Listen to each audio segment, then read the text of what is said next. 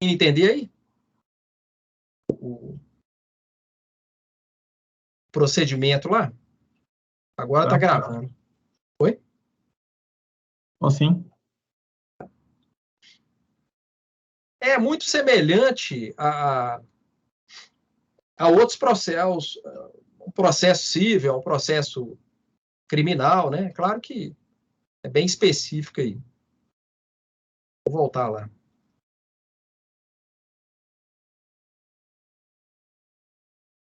Bom, então só retomar aqui, porque eu iniciei a gravação agora, né? Aqui é o procedimento, no caso, um profissional, né, da engenharia ou agronomia, né? Que foi denunciado no âmbito processo ético disciplinar, né? Qual que é o procedimento aí? E não pode ser só um procedimento, né? Tem que ser um processo. Então, todos os direitos constitucionais da pessoa, eles têm que ser garantidos. É por isso que, por exemplo, nessa resolução, em uma dos exercícios, eu coloquei isso para vocês, né? Que lá fala, por exemplo, se o denunciado ficar em silêncio, isso pode gerar um prejuízo para ele, né? Essa regra lá da resolução do CONFEA, ela é inconstitucional, né? Porque o silêncio, a pessoa não é obrigada, é um princípio aí, né? O cidadão, no Estado democrático, ele não é obrigado a produzir prova contra ele mesmo. Quem tem que produzir, no caso aí, é a comissão processante. Tá? Então, existe essa regra lá, mas é uma regra que tinha até de ser mudada, né, pelo CONFEA. Pode ser questionado isso aí.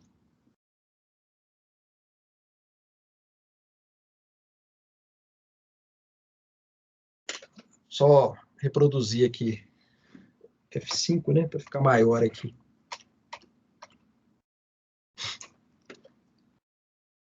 Onde que eu parei mesmo? Então, teve audiência, né, instrução e julgamento, para ouvir, né, o denunciado, denunciante, testemunha, etc. Depois, essa comissão de ética produz um relatório. O denunciado vai ter acesso a esse relatório, o denunciante também, e eles podem se manifestar o quê? Em 10 dias. Essa manifestação não é obrigatória, é facultativa. Né? Após isso, vem o quê? A decisão da Câmara Especializada. Isso tem que ocorrer em 90 dias. Olha que interessante, que a resolução, tá vendo os prazos aí, ó? A importância dos prazos, né, Lucas? E por que é importante? O prazo ele gera uma expectativa, né, professor? Para quem gosta de andar correto, é um item muito importante, é uma condição muito importante. Né? E olha só, essa regra de prazo, ela atende qual princípio? Um dos princípios mais importantes do Estado de Direito. Qual que é?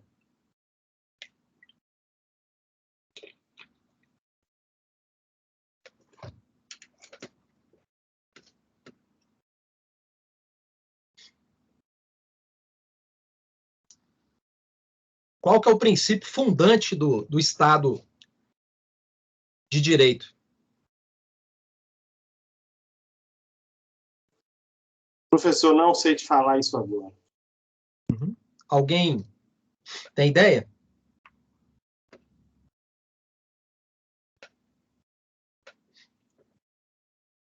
Pensa aí no trânsito. Imagina se não fosse... Direito de ir e vir. Não, mas olha só. Como que nós nos orientamos no trânsito? Em função de quê?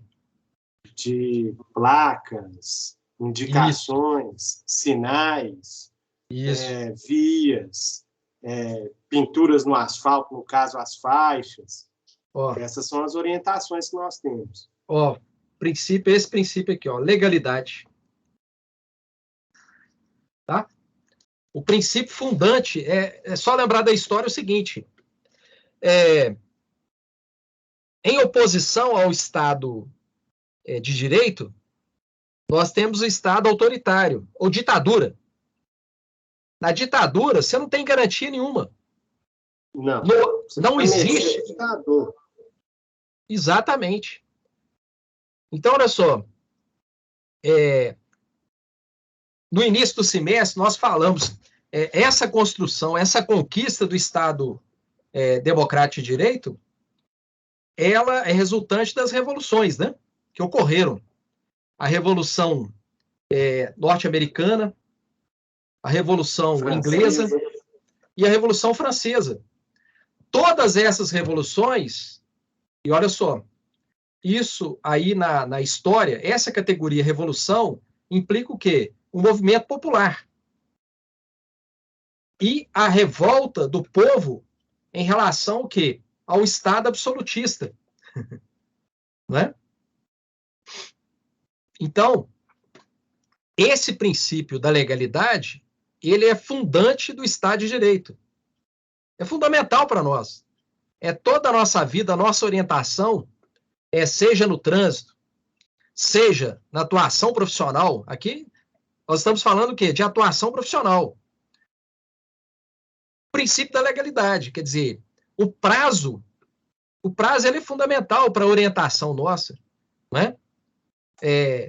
Imagina, a decisão da Câmara Especializada. Qual o prazo? Não tem prazo.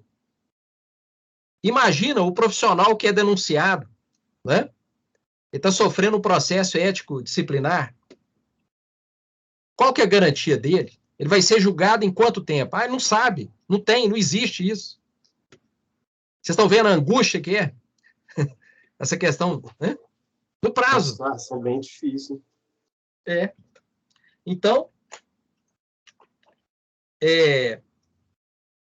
essa questão do prazo, ela atende isso, o princípio da legalidade, que ela norteia a nossa vida, né? A vida de todo mundo, tem que ter isso.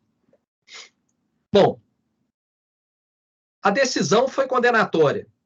Então, o profissional foi condenado. Cabe recurso. Tem o prazo, 60 dias. Né?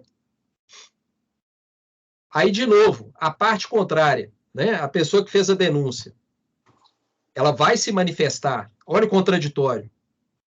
Então, o contraditório é isso. Não existe, né? Até no campo da ciência, hoje em dia, em qualquer área da ciência, se busca o quê? A quase verdade.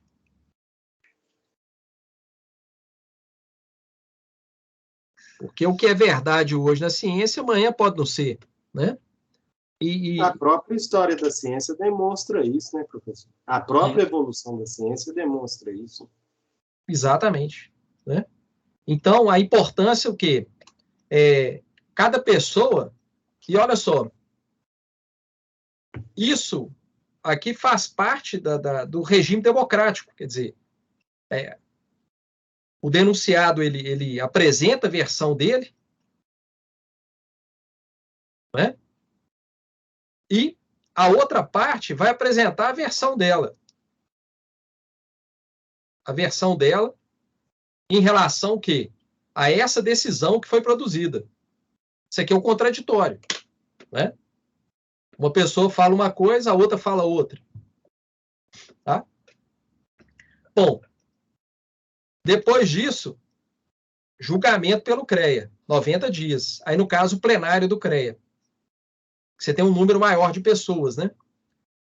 Quanto maior o número de pessoas julgando, a possibilidade de erro é menor.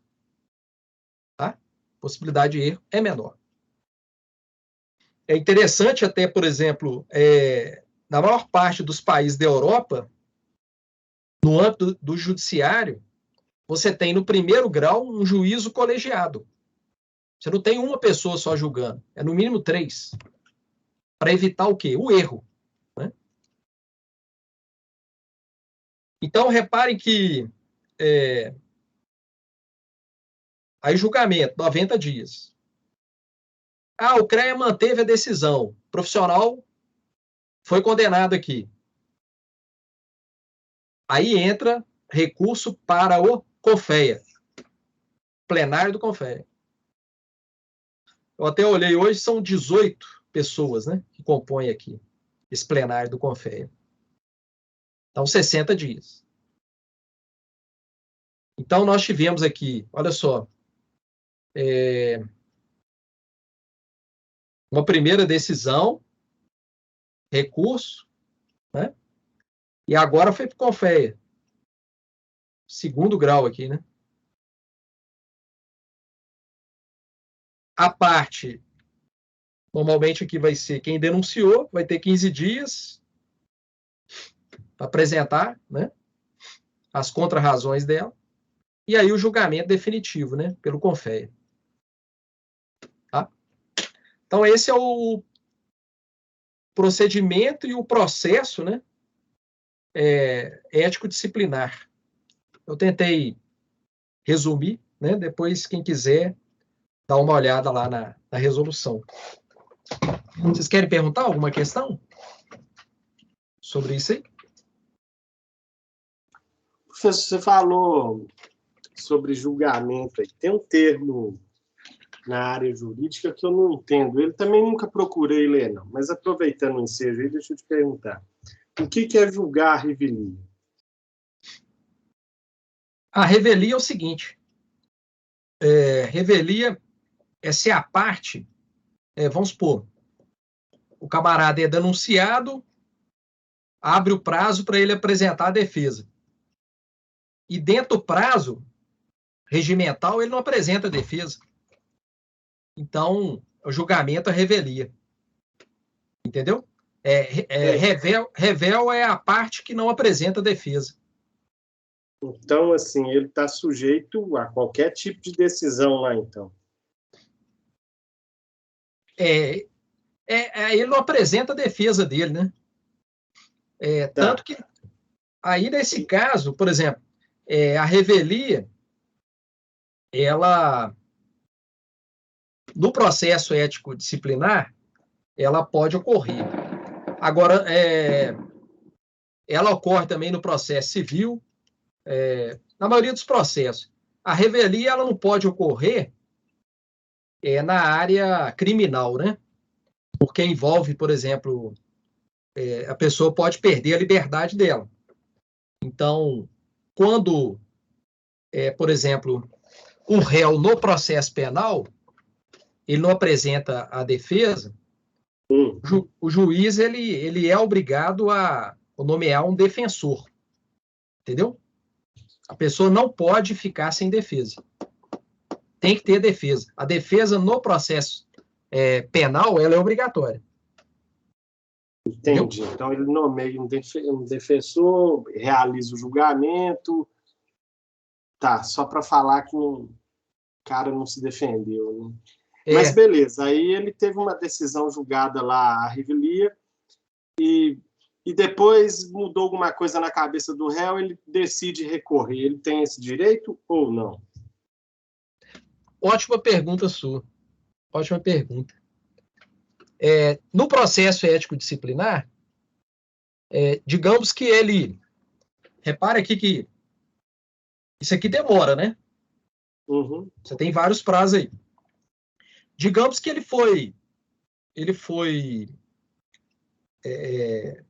o denunciado aí, não apresentou a defesa dele, mas em certo momento ele aparece. Por exemplo, aqui o primeiro grau é o CREA. Aí ele resolve aparecer já depois da decisão do CREA, do julgamento pelo CREA. Tá?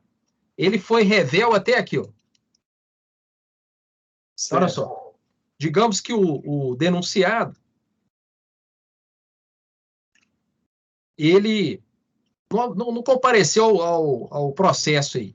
Então, ele foi revel. Revel é a pessoa que não se apresenta para se defender. Tá? Foi revel até aqui. Mas aí ele resolve, fala, ó, a coisa está preta aqui, ó. Já fui denunciado, já houve julgamento aqui em primeiro grau. O negócio vai apertar para mim. Então, ele resolve comparecer aqui, ó, para fazer o recurso no âmbito do CONFEA. Entendeu? Então, aí ele vai fazer a defesa dele no âmbito de segundo grau aqui, no CONFEA. Entendi. Aí ele foi revel até aqui. A partir daqui ele deixou de ser revel. Entendeu? Entendi. Agora, revelia é o seguinte, é uma categoria que ela ocorre em processos em que o direito é disponível, né? Você pode, por exemplo, um processo aí na área civil, né? Uma ação de cobrança, patrimônio. Você foi revel e tal, você deixa para lá. Você vai ser condenado, depois vão tentar atingir o quê? O seu patrimônio. Agora, revelia, ela não pode ocorrer no processo criminal, porque a liberdade é indisponível, você não pode perder a sua liberdade, entendeu? Entendi. Aí você tem uma proteção maior, né, nesse tipo de processo. Tá? Agora, uma outra coisa importante é o seguinte, em todo processo você tem dois tipos de defesa, né? Você tem a defesa do próprio profissional, a defesa pessoal, tá? Então, todo cidadão, no Estado de direito democrático, ele tem o direito de fazer a autodefesa dele. E você tem a defesa técnica. O que é defesa técnica? É a defesa que é feita por o profissional da advocacia, né? Se ele for um servidor público, é o defensor público, tá? Que faz a defesa dele. Então, tem dois tipos de defesa. A autodefesa, né? Então, por exemplo, aqui no âmbito essa AIJ, Audiência de Instrução e Julgamento, Comissão de Ética, ela vai ouvir o profissional, né? Vai ouvir o denunciado, o engenheiro, o que ocorreu e tal, qual que é a sua versão, né? É autodefesa. Agora, aí ele pode, além da defesa, autodefesa, ter uma defesa técnica, que é o ideal, né? É mais recomendável. Por exemplo, gente, uma situação absurda, né, que ocorre no nosso país. Juizado especial civil. Juizado especial civil, não sei se vocês sabem disso, até 20 salários mínimos, a pessoa pode comparecer lá, propor ação sem advogado. Está previsto na lei. E o STF já se pronunciou, dizendo que essa regra é constitucional. Aí isso é um absurdo, né? Porque vocês imaginem, vamos pensar no juizado de consumo. Quem que comparece lá sem advogado? Vai o sujeito, o consumidor, ele vai litigar lá contra banco, contra empresa de telefonia. Tá? Aí, audiência de conciliação. Vai o consumidor lá, sem defesa. Do outro lado tem o banco. O banco manda 2, 3 advogados. Empresa de telefonia, mesma coisa. Vocês estão entendendo? Isso é uma aberração. Né? Você não tem processo ali. Você não pode chamar isso de processo, não. Vira uma briga desigual, né? Isso. Tem um princípio no direito que é o princípio da... Olha só. Paridade de armas. Paridade de armas. Então, como é que você vai ter paridade de armas? Você tem um consumidor, a grande maioria, o pessoal às vezes humilde, né? Pobre. E do outro lado você tem banco, ou net, claro, grande empresa. Aí eles mandam lá 2, 3 advogados, a outra parte não tem ninguém. Entendendo? É meio complicado. Aí você não pode chamar isso de processo. Você não tem paridade de armas ali. Você não tem igualdade, né?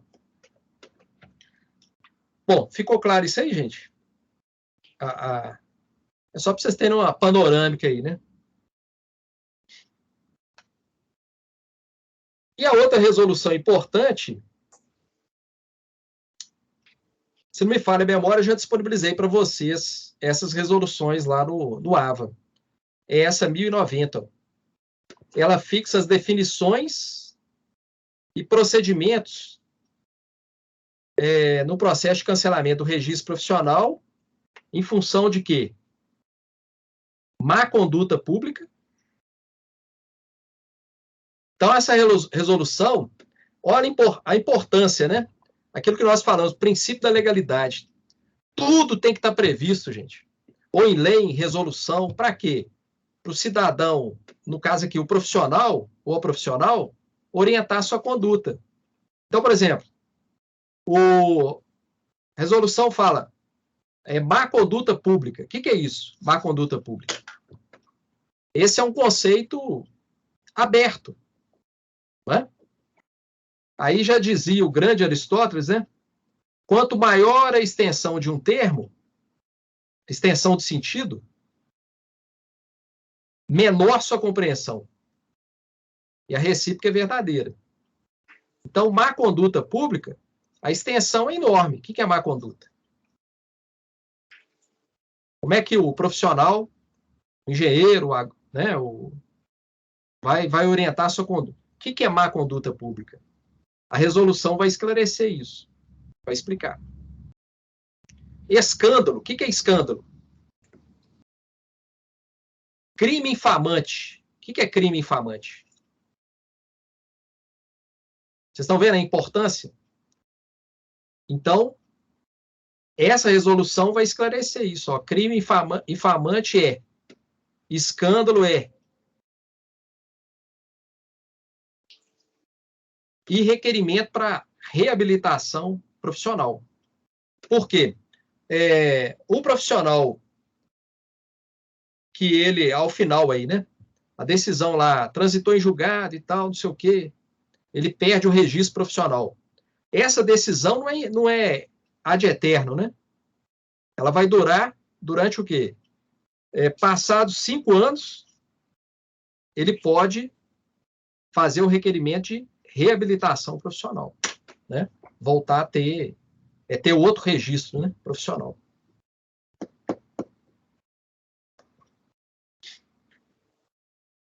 Tá claro, gente? Agora, eu só quero voltar aqui no...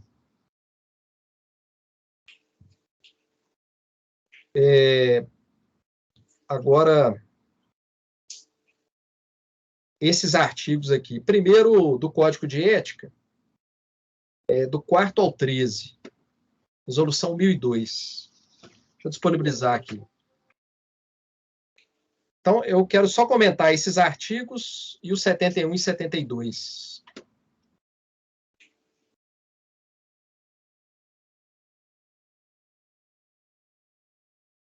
Só fechar aqui.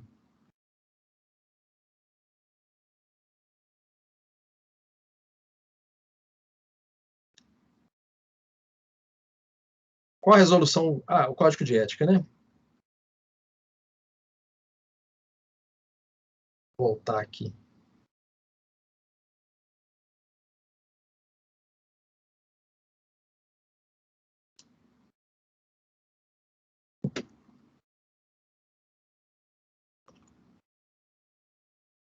Quais artigos que eu falei do Código de Ética?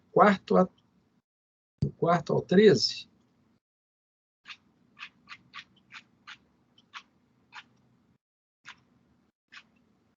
Esse Código de Ética é muito bem elaborado, viu, gente?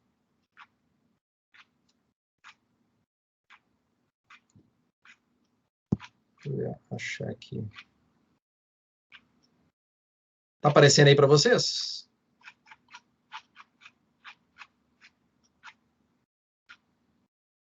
Apareceu agora. Ah, tá. Só encontrar aqui os... Engenharia...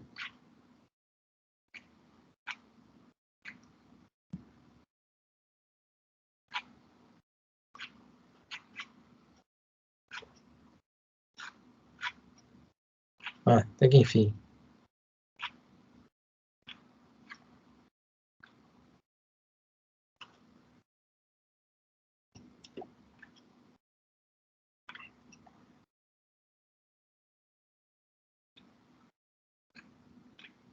Ah, os princípios éticos, né?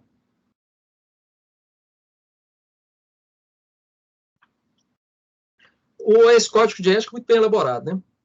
A profissão é o bem social da humanidade, profissional agente capaz de exercer, tendo como objetivos maiores preservação, desenvolvimento. Beleza. Natureza da profissão. Aí, quando a gente fala de ética, né?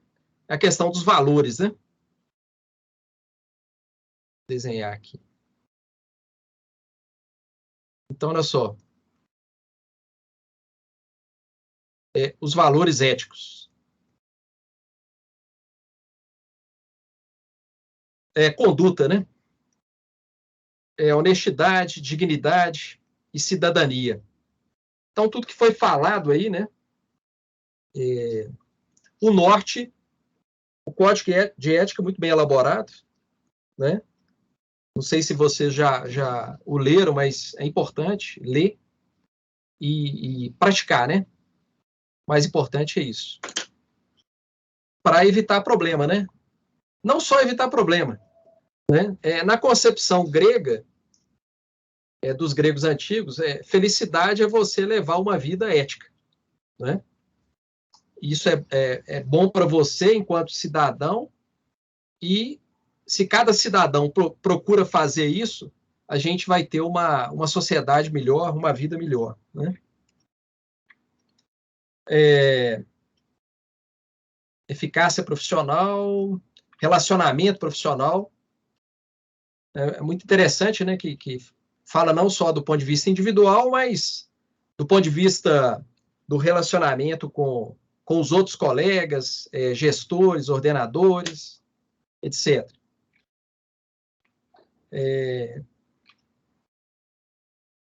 Aqui vem os deveres, né? Isso é muito importante. Para todo direito, você tem um dever correspondente, né? São deveres do profissional. O seu saber para a humanidade, harmonizar o seu interesse pessoal aos coletivos,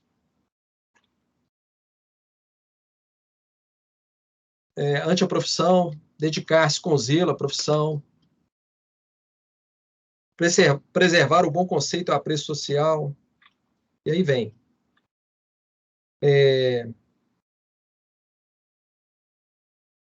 A coibição das transgressões éticas, né? Vai falar de relação com o cliente, empregador, colaborador. Uma redação muito clara, muito bem feito isso, né? Isso aqui é importante, né? Pode ser que um dia, nós até vimos um acórdão, né? Você tenha que produzir uma perícia e a sua perícia em relação ao trabalho de um outro colega, né, da sua profissão, né? Isso pode acontecer, e aí você atuar de forma imparcial e impessoal, né? Analisando o caso concreto, sem pensar assim, é meu colega e tal, né? Ali você está como perito, né?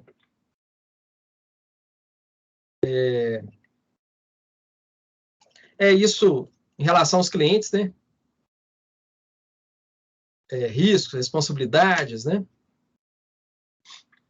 Esclarecer bem os clientes aí.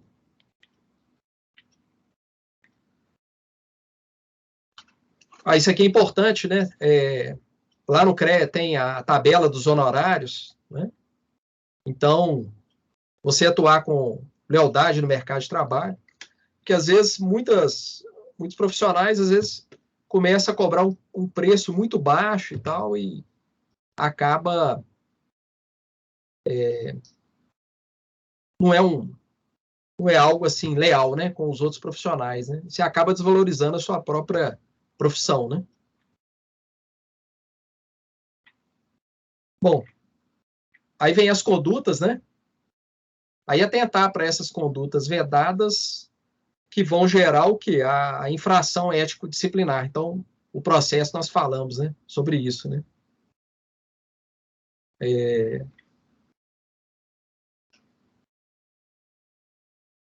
Bom, o texto é muito simples, eu não vou ficar lendo, né? Aí é importante que depois vocês deem uma lida, tá? Vocês querem comentar alguma questão do código de ética aqui? Aqui, ó, o que eu acabei de falar, né? Formular proposta de salários. Não, aqui é outra coisa. Aqui na linha B que fala, né? Apresentar propostas de honorários com valores vis ou extorsivos, ou desrespeitando tabelas de honorários mínimos aplicáveis, né?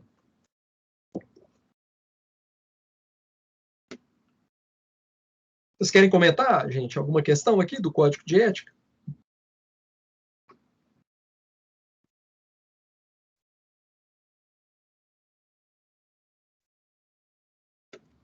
Bom, então vou finalizar só aqueles artigos que eu queria. Eu estou vendo um comentário aqui. É o Anderson. Fiz contratinho e ganhei esse ano.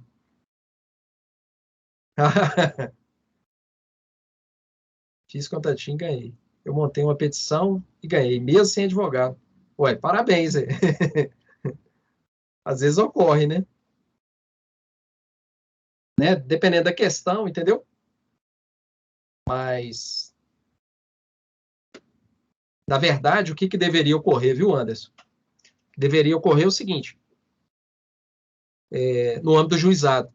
Se o cidadão ou cidadã ele não tem condição de pagar um advogado particular, é o Estado fornecer um defensor, né? Então, ele ter a defesa técnica ali, patrocinada pelo Estado, né? Mas, às vezes dá certo, né? A pessoa... Bom, para finalizar, gente, só reproduzir aqui a lei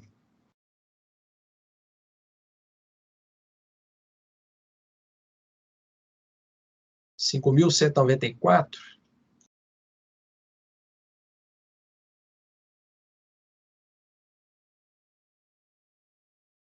Só falar de 2 artigos dela aqui. Deixa eu só lembrar aqui, 71 e 72. 71 e 72.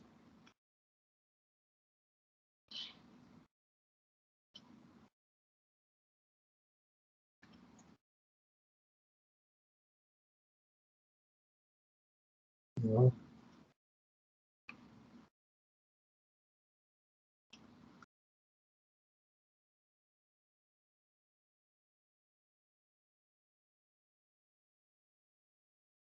Tá aparecendo a lei aí para vocês? 5.194?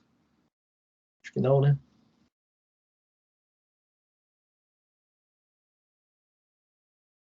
Não. Tá pequena visualização aí. Acho que agora vai. Agora tá aparecendo, né? Agora sim. Bom, só comentar mais esses 2 artigos, 71 e 72.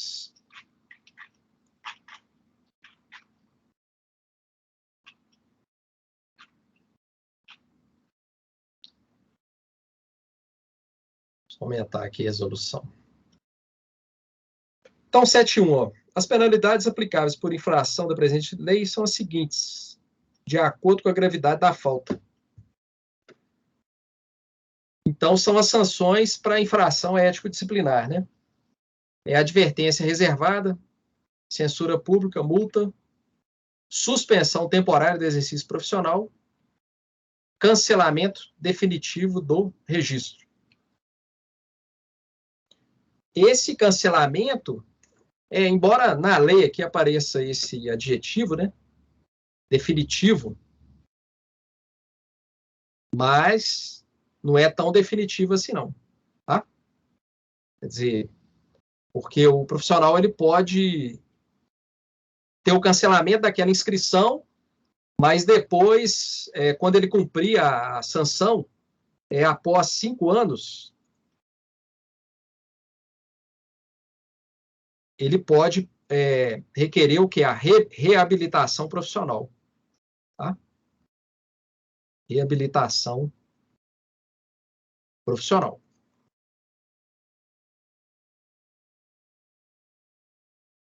Por quê? Aí é uma questão constitucional, direito constitucional, né? Não há pena perpétua. Tá? Nós não temos prisão perpétua no Brasil. Embora o Código Penal tenha sido alterado, então hoje a pena máxima, alguém pode ficar preso, são 40 anos. Né? 40 anos.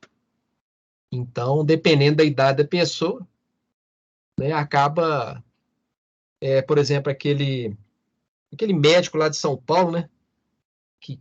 O Roger, né? Roger. Vagabundo. Ele praticou vários estupros, né? Então, eu sei que ele já tinha, não sei quando ele foi preso, quantos anos, mas a pena dele foi alta. Então, vai ficar, acaba até morrer, né? Até estranho for para algum lugar que é o lugar dele, vai ficar lá ocupando o estado, lá, enchendo o saco. Bom, as penalidades serão impostas pelas respectivas câmaras especializadas, que nós falamos, tá? Pelos conselhos regionais. O 72. As penas de advertência reservada são aplicáveis aos profissionais que deixarem de cumprir as disposições do Código de Ética. Então, o Código de Ética, depois vocês dão uma lida. É importante. Tendo em vista a gravidade da falta, os casos de reincidência, a critério aí das câmaras especializadas. Bom, é isso, gente. Então, hoje a gente termina, né, o conteúdo. Queria terminar com essa parte aí. Agora, não sei se vocês repararam, durante o semestre, nos exercícios, eu já fui chamando atenção para tanto para as resoluções quanto para a lei, né? A lei que regulamenta a profissão de vocês aí. Então, estou à disposição aí. Se vocês quiserem fazer alguma pergunta. Professor, a mesma pergunta que eu fiz lá no chat, né? Encerra aqui, ainda teremos mais um capítulo aí da matéria. Como é que está aí na sua cabeça, no seu planejamento? No planejamento, olha só, hoje é dia 7, aula, né? Uhum. Aí nós teríamos o quê? Mais um encontro, que seria atividade 9. Tá? Então, esse encontro semana que vem é só para, caso alguém não obtenha aí os 60 pontos para ser aprovado e fique aí para o exame especial, aí na semana que vem, esse encontro é só para tirar dúvidas sobre o exame especial. Passar algumas instruções, né? Algo do tipo. Porque em termos de distribuição de pontos, nós já, né, atividade 8 ficou valendo 20. Até que dia a atividade 8? É dia 15, né? Dia 15, tá? Quarta-feira. Então, aí eu... né, até semana que vem, no máximo, eu já lanço essa nota, né? Tá. A nota final aí. Ô, Wagner, da minha parte, te agradecer aí ensinamento, né? A atenção, uma matéria importante, pelo menos eu não tinha uma noção muito boa, achava que isso há mais tempo não era importante para a área de atuação aí, que no caso é a engenharia, né? Mas é muito importante, não só na engenharia, como em todos os campos da vida, ter um pouco desse entendimento. Então, é te agradecer. Você disse que vai estar deixando o Instituto, né? Então, te desejar um bom projeto no próximo, que for seguir, e te agradecer mesmo, muito obrigado, e os ensinamentos ficaram, vai ser muito importante para mim.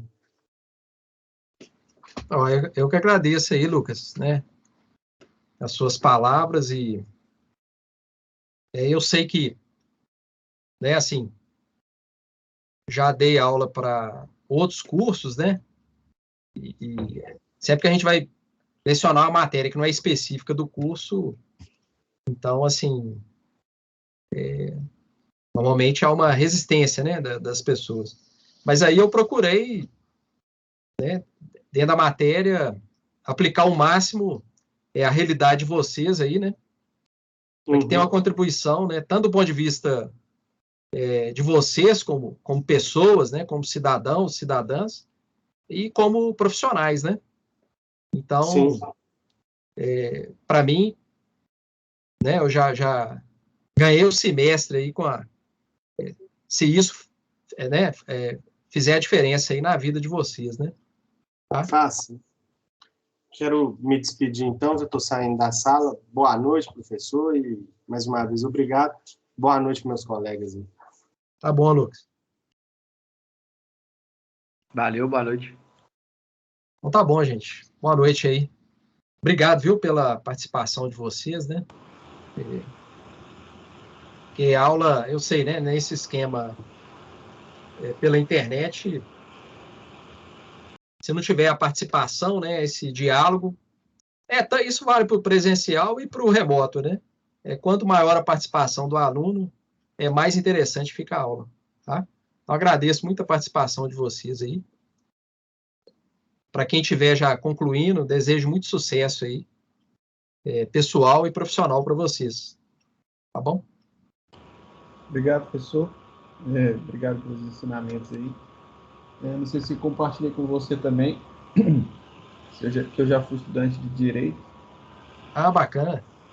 Na PUC, só que eu tranquei no 6º período, mas penso um dia voltar, uma matéria que me fascina, mas infelizmente na época, por condição financeira, tive que trancar. Acabei enveredando aí na área da engenharia. Mas é um curso que, se todo mundo pudesse fazer, para autoconhecimento, autodefesa, digamos assim, nesse mundo, infelizmente, eu aconselharia o direito. No mínimo, sim, né? Precisa advogar, mas para ter conhecimento. Mas, infelizmente, a gente sabe que é caro. Mas, se tiver oportunidade, seria um bom curso. Obrigado pelos ensinamentos, pela matéria. Gostei demais, de verdade, pelos exercícios, pelos exercícios voltados para a prática, para a nossa profissão. Achei muito bacana esse paralelo que você fez aí. Obrigado de verdade por dispor aí e fazer essa correlação. Boa noite. E bom caminho aí, já que você vai sair do curso, do campus, né? Uhum.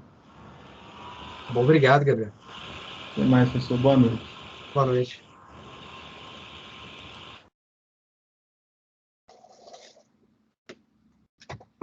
Então, tá bom, gente. Vou só parar a gravação aqui.